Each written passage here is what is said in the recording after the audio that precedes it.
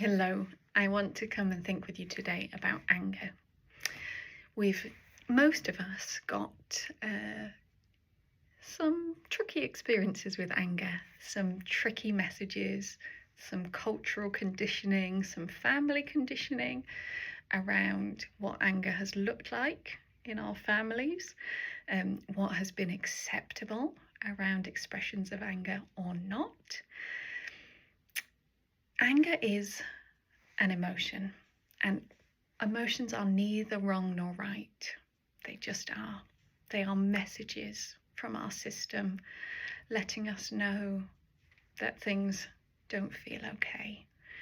So anger in its cleanest form is just a messenger that needs to be felt, expressed, and moved through. But anger can often get distorted, and it's how anger is played out that can be problematic. So many of us swallow and suppress anger. There's lots of messages. Keep calm. Don't shout. Swallow it, take it in. It's not okay.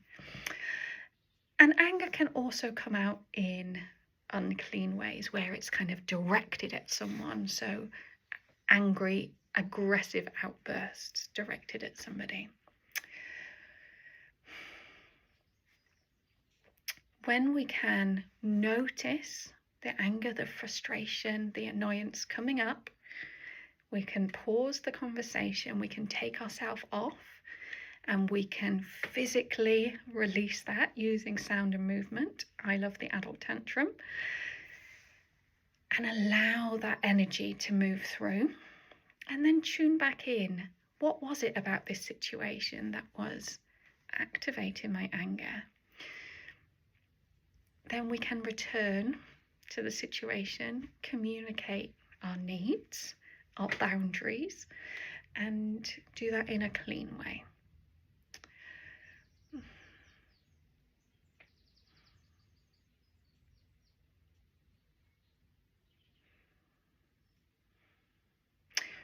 It's also important to say that anger, any emotional expression, can be disproportionate to the situation because it's often loaded with all of our history, all of our old experiences, and it's activating some of those.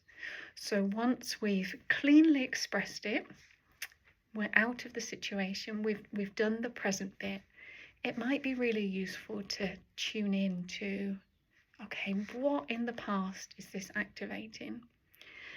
And we can use the lovely exercise from EMDR, the float back or bridge back. So tuning into the feeling in the body.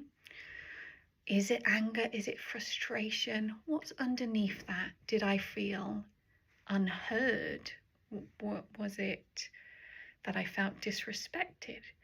And finding where that lives in the body, what that feels like. Is it in my heart? Is it in my shoulders? Is it in my fists? What am I noticing?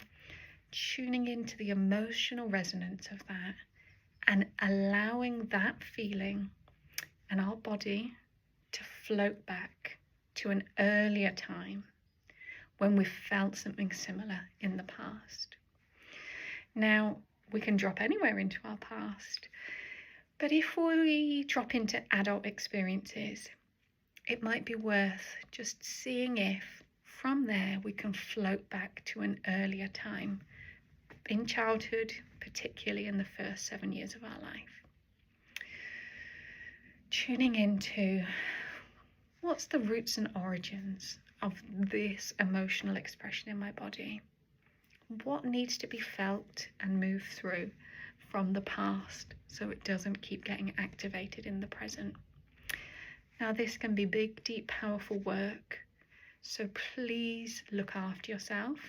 Do it in collaboration with a therapist, with someone to support you, and let me know how you get on.